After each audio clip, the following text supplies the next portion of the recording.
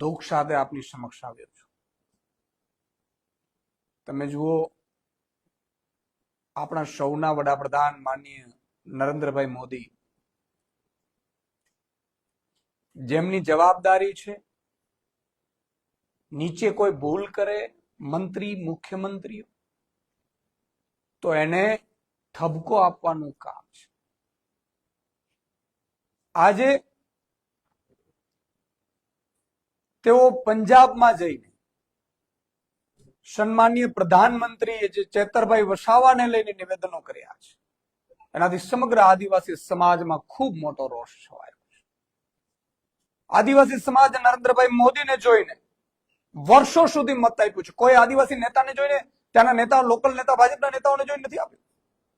પણ એમણે નરેન્દ્ર મોદી ઉપર વિશ્વાસ હતો કે નરેન્દ્ર મોદીજી અમારા આદિવાસીઓનો વિકાસ કરશે, અમારા આદિવાસીના યુવાનોને ડેવલપ કરશે.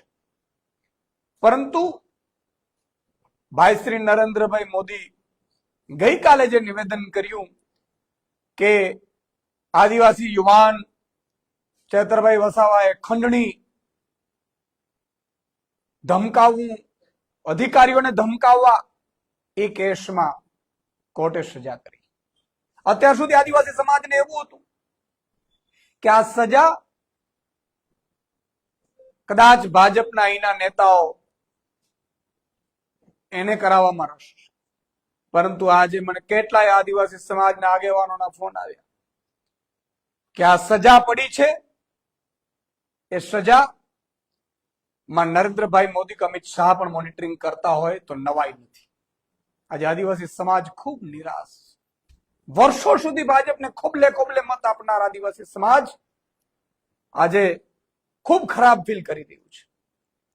તમે એક પેપર લીક નહીં, 2 નહીં, 5 નહીં, 25 પેપર લીક કર્યા, કેમને સજા કરી? તમે આદિવાસી સમાજ તમને પૂછે છે.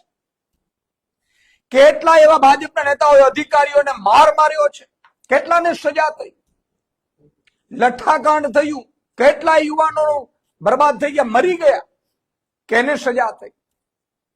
સુરતનો તક્ષશિલા કાંડ, રાજકોટનું અગ્નિકાંડ, બરોડાનું હરણીકાંડ, મોરબી બ્રિજ દુર્ઘટના, જેમાં કેટલાય લોકો મૃત્યુ પામ્યા છે, કેને સજા કરાવડાવી તમે?